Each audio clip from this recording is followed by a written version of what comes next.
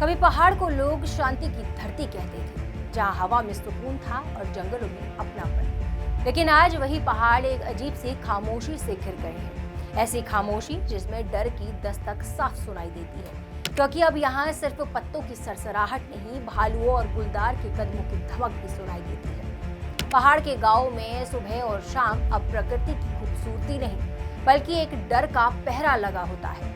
पहाड़ आज दहशत में है। पौड़ी, चमोली, चक्राता, कहीं भी देख लीजिए, लोग अब ना तो पशुओं के लिए घास लेने जंगल जा पा रहे हैं और ना ही चैन से घर के बाहर निकल पा रहे हैं। खेत खलिहान, घर के आंगन, जंगल की पगडंडियां सब खतरे में हैं। पिछले 6 महीनों में ही कितनी ही मौतें, कितने ही घायल।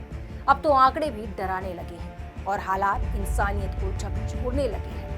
कुछ ही समय पहले रुद्रप्रयाग के धारकुड़ी गांव के पास घास काटने गई महिलाओं के एक समूह पर एक भालू ने अचानक हमला कर दिया।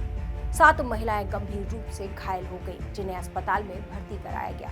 इसी गांव में अक्टूबर में अग्निवीर भर्ती की तैयारी कर रहे 2 युवकों पर सुबह सुबह कसरत के समय भालू ने हमला कर उन्हें घायल कर दिया, वो भी मुख्य सड़क पर। यह संकेत है कि भालू अब मानव बस्तियों की सीमा लांघकर बिल्कुल नजदीक आ चुके हैं। इसी महीने चमोली जिले के एक गांव में पूरे पहाड़ को हिलाकर रख देने वाली घटना सामने आई। एक भालू ने एक पुरुष को मौत के घाट उतार दिया, जबकि उसकी पत्नी को गंभीर रूप से घायल कर छोड़ दिया। सिर्फ चमोली ही नहीं, पौड़ी, चमोली, पिथौरागढ़ में पिछले 11 दिनों में भालू के हमले से 3 लोगों की मौत हो चुकी है। कल ही पौड़ी के बिरोखाल में एक महिला पर भालू ने हमला कर उसे गंभीर रूप से घायल कर दिया।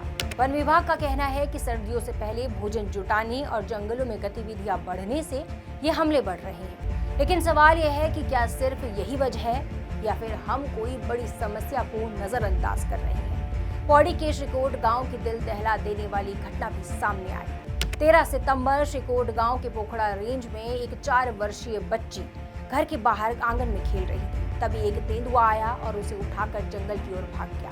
बच्ची की लाश बाद में पास की झाड़ियों में मिली। उस मासूम की कहानी आज भी पूरे इलाके की रूह कांपा देती है। और फिर जून में पौड़ी जिले में 3 दिन के भीतर तेंदुए ने 2 लोगों की जान ले ली। दूसरी तरफ अल्मोड़ा के बारगल गांव में जहां एक ही तेंदुए ने अलग अलग घटनाओं में 6 लोगों पर हमला कर उन्हें घायल कर दिया। गांव की रातें आज भी खामोश नहीं होती। डर हर खिड़की पर पहरा देता है।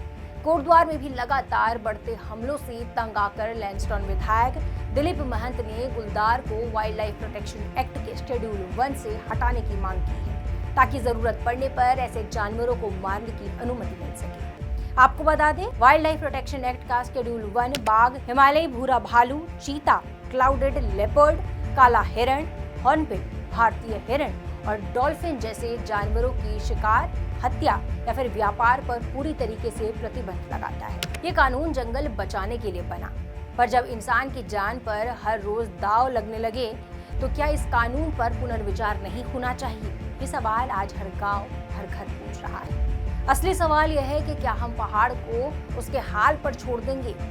क्या हर बार हमले के बाद सिर्फ बयान, बैठकें और आश्वासन ही आएंगे, या फिर हम वन्य जीवों और इंसानों के बीच एक सुरक्षित दूरी एवं संतुलन बनाने के लिए कड़े और व्यवहारिक कदम उठाएंगे? आज उत्तराखंड के पहाड़ पर्यटन या शांति का नहीं, डर और त्रासदी का नया अध्याय लिख रहे हैं। ये सवाल है जिसका जवाब सरकार, वन विभाग और समाज सबको मिलकर देना होगा, क्योंकि अगर आज नहीं संभले तो कल शायद बहुत देर हो जाए।